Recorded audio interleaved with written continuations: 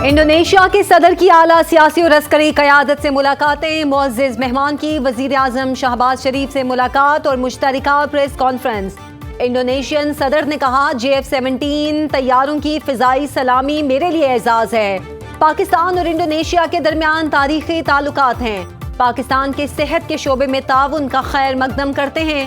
तालीम, तिजारत, ज़राअत और टेक्नोलॉजी में ताउन को फ़रोग़ देंगे। गज़ा पर हमने मुश्तरका मौक़िफ़ अपनाया। सदर की वज़ीर आज़म शहबाज शरीफ को दौरा इंडोनेशिया की दावत। Chief of defence forces Syed Asim Munir से GHQ में मुलाकात की। दोनों रहनुमाओं ने बाहमी दिलचस्पी के अमूर और इलाकाई सिक्योरिटी पर तबादला ख्याल किया। पाकिस्तान और इंडोनेशिया का दिफाई ताउन मज़ीद मजबूत बनाने के अज़्म का इआदा। इंडोनेशिया के सदर की पाक फौज की पेशावराना सलाहियतों की तारीफ। तरबियत, इंसदाद दहशत गर्दी और इस्तेदाद कार में ताउन बढ़ाने पर इत्तफाक।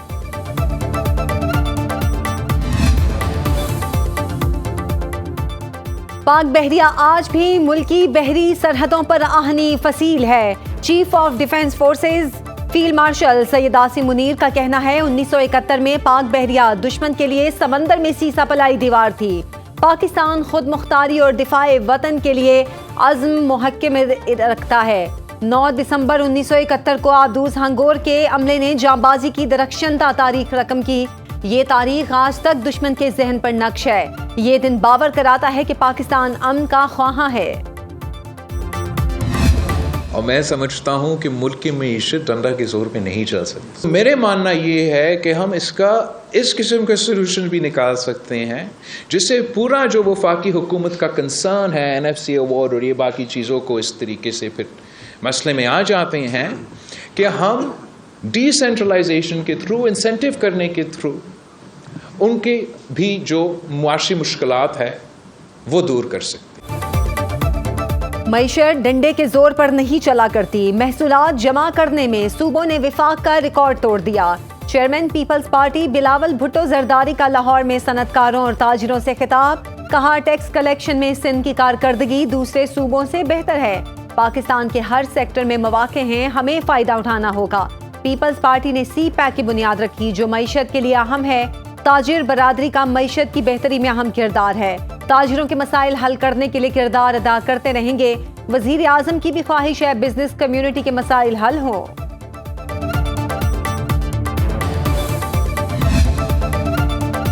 वज़ीर दाखिला मोहसिन नकवी से बरतानिया के वज़ीर मुमलिकत बराए दाखिला एलेक्स नॉरिस और बरतानवी नायब वज़ीर ख़ारजा बराए पाकिस्तान और अफगानिस्तान हमेश फॉल्किंस की मुलाकात।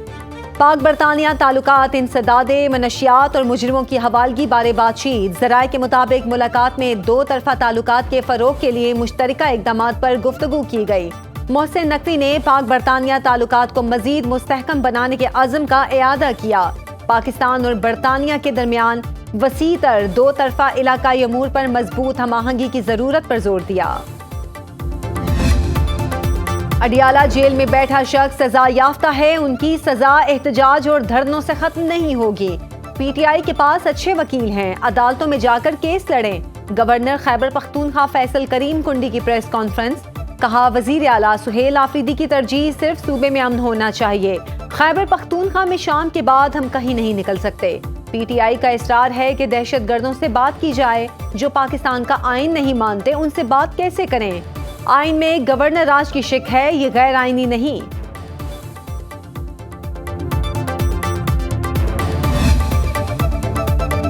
बानी PTI अगर अब भी समझौता करें तो जेल से निकल सकते हैं। हमारे कुछ सीनियर लोगों को नाअहल किया गया।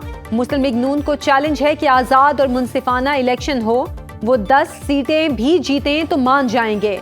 असद कैसर की पेशावर में प्रेस कॉन्फ्रेंस। कहा, बानी PTI से मुलाकातें ना करवाना गैर कानूनी है। ऑपोजिशन लीडर की तकर्री अब तक ना होना गैर आइनी है। बानी PTI की बहनों को फैक्ट्री नाके पर पुलिस ने रोक दिया, जिसके बाद अलीमा खान ने कारकुनान के साथ फैक्ट्री नाके पर धरना दे दिया। बानी PTI पर पाबंदी लगाने की करारदाद पंजाब असेंबली से मंजूर। करारदाद मुस्लिम लीग नून के रुकन असेंबली ताहिर परवेज ने पेश की। मतन के मुताबिक मुल्क के खिलाफ बयानबाजी करने, इंतशार फैलाने और पाकिस्तान के दुश्मन मुल्क की आलाकार पार्टी और उसके बानियों लीडर पर पाबंदी लगाई जाए। पाकिस्तान की सालमियत और इस्तेहकाम के खिलाफ बात करने वाले किसी माफी के मुस्तहक नहीं। ملک کی حفاظت کرنے والے اداروں نے بھارت جیسے 5 گنا بڑے دشمن ملک کو پچھاڑ کر رکھ دیا۔ اسلام آباد میں بلدیاتی انتخابات 15 فروری کو ہوں گے۔ الیکشن کمیشن نے شیڈیول جاری کر دیا۔ کاغذات نامزدگی کے لیے پبلک نوٹس 19 دسمبر کو آویزاں کیے جائیں گے۔ کاغذات نامزدگی 22 سے 27 دسمبر تک جمع کرائے جائیں گے۔ جانچ پڑتال 30 دسمبر سے 30 جنوری تک ہوگی۔ اپیلیں 5 سے 8 جنوری تک دائر کی جا سکیں گی۔ ٹرائبونلز 9 سے 13 جنوری تک اپیلیں نمٹائیں گے۔ کاغذات نامزدگی واپس لینے کی آخری تاریخ 15 جنوری مقرر۔ امیدواروں کی حتمی فہرست اور انتخابی نشان 16 جنوری کو الاٹ کیے جائیں گے۔ کب تک شہداء کے جنازے اٹھاتے رہیں گے؟ ہر کسی کو اپنے آئینی دائرہ کار میں رہ کر کام کرنا ہوگا۔ بیرسٹر عقیل ملک اور دانیال چودھری کی نیوز کانفرنس۔ بیرسٹر عقیل ملک نے کہا تحریک انصاف کو فیصلہ کرنا ہوگا، وہ پاکستان کے مفاد میں سیاست کریں گے یا مخالف۔ پشاور جلسے میں غیر ذمہ دارانہ گفتگو کی گئی۔ کیا گورنر راج کوئی غیر آئینی عمل ہے؟ ہم چاہتے ہیں کہ مفاہمت کی سیاست ہو۔ آپ کے ساتھ جو ہو رہا ہے یہ آپ کا اپنا کیا دھرا ہے۔ بیرسٹر دانیال چودھری نے کہا 9 مئی والے نفرت کی سیاست کرتے ہیں، ہم 10 مئی والے ہیں۔ سپریم کورٹ کو منتقسم کرنا، سپریم کورٹ کا لاب سائڈڈ کرنا اور سپریم کورٹ سے ایک پورے پولیٹیکل آرڈر کو ختم کروانا، یہ اس دور کا آرڈر آف دا ڈے تھا۔ اب 2018 سے یہ طے کر لیا گیا کہ اسمبلی میں بات نہیں ہو سکتی۔ بانی پی ٹی آئی کے دور میں عدلیہ کو تقسیم کیا گیا۔ اسپیکر پنجاب اسمبلی ملک محمد احمد خان کی نیوز کانفرنس۔ کہا ماضی میں این ڈی یو جانے والوں کو غدار کہا گیا۔ پارلیمنٹ کا تقدس سب پر لازم ہے۔ اپوزیشن میں ہونے کا یہ مقصد نہیں دوسروں پر کیچڑ اچھالا جائے۔ پی ٹی آئی جب حکومت میں تھی سیاسی انتقام کے سوا کچھ نہیں کیا۔ اسد کیسر قابل احترام، اپنے دور حکومت پر غور کریں۔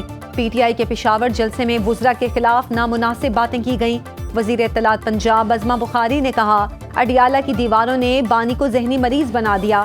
پاکستان کے خلاف سازشیں کرنے والے تم کون ہو؟ پاکستان کے خلاف سازشیں کرنے والے تم ہو کون؟ پاکستان کو ڈیفالٹ کے دہانے پر لے جانے کے لیے پوری پلاننگ کرنے والے تم ہو کون؟ پاکستان کی اندر بیٹھ کر پاکستان کے اندر پراکسیز لڑنے والے لوگوں کو سپورٹ کرنے والے تم ہو کون؟ آئی ایم ایف نے پاکستان کے لیے 1 ارب 20 کروڑ ڈالر کی منظوری دے دی۔ عالمی مالیاتی ادارے نے پاکستان کی معاشی سمت درست قرار دے دی۔ اعلامیے کے مطابق پاکستان نے سیلاب کے باوجود آئی ایم ایف پروگرام پر سختی سے عمل درآمد کیا۔ پاکستان نے بروقت معاشی اور توانائی کی اصلاحات کی۔ سیلابی صورتحال کے باوجود پیداوار بہتر اور مقابلے کا رجحان بڑھا۔ موسمیاتی تبدیلیوں سے متعلق آر ایس ایف پروگرام کے اہداف بھی حاصل کیے۔ مالی سال 2025 میں پرائمری بیلنس معیشت 1.3% سرپلس رہا۔ سرکاری کارپوریشنز میں اصلاحات سے کارکردگی بہتر ہوئی۔ سیلاب سے پاکستان میں افراط زر کی شرح بڑھی مگر یہ عارضی ہے۔ پاکستان کو 1.2 ارب ڈالر فوری طور پر منتقل کیے جائیں۔ پاکستان نے ستمبر 2024 میں 37 ماہ کا موجودہ قرض پروگرام حاصل کیا۔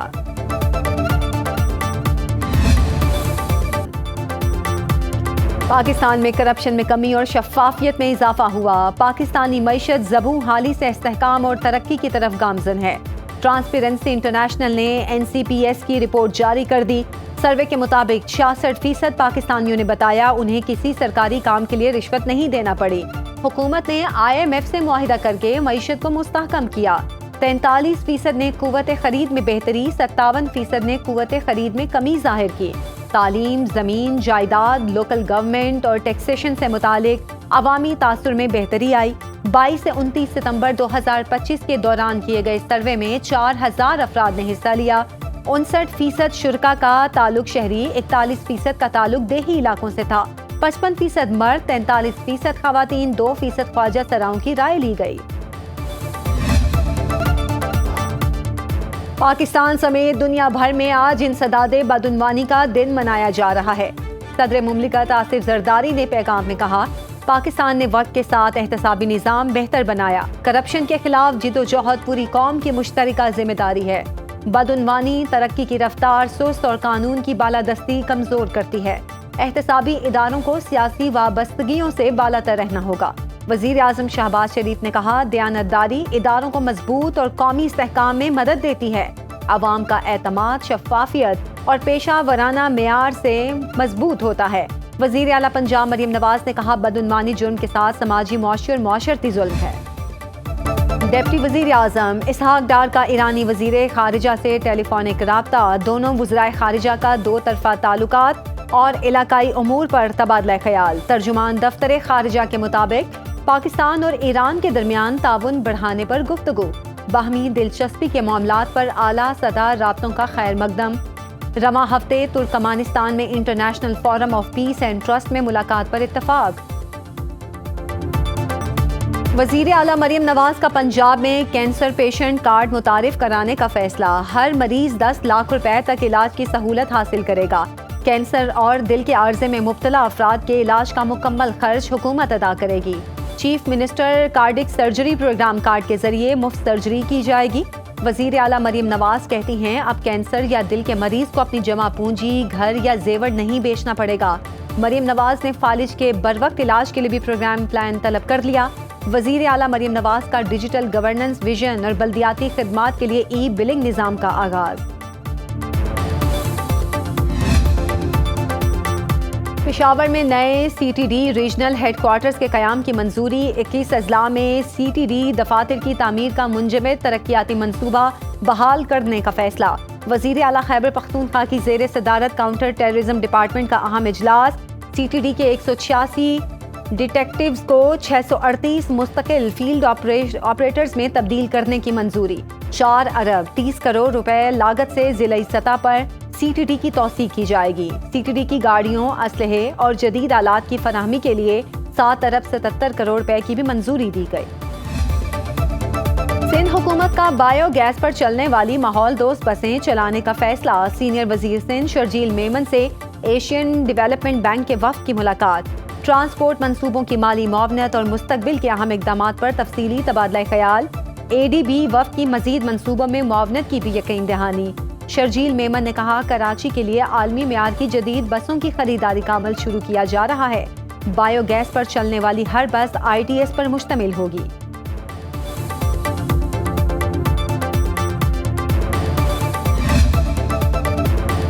پاکستانی یوٹیوبر رجب بٹ برطانیہ سے ملک بدر. ویزے کی میعاد ختم ہونے پر رجب بٹ کو ڈیپورٹ کیا گیا. برطانیہ سے بے دخلی کے بعد صبح کی پرواز سے پاکستان روانہ کر دیے گئے. رجب بٹ کے خلاف حالیہ قانونی مقدمات کو ویزا اپلیکیشن میں ظاہر نہ کرنے پر ان کا ویزا منسوخ کیا گیا.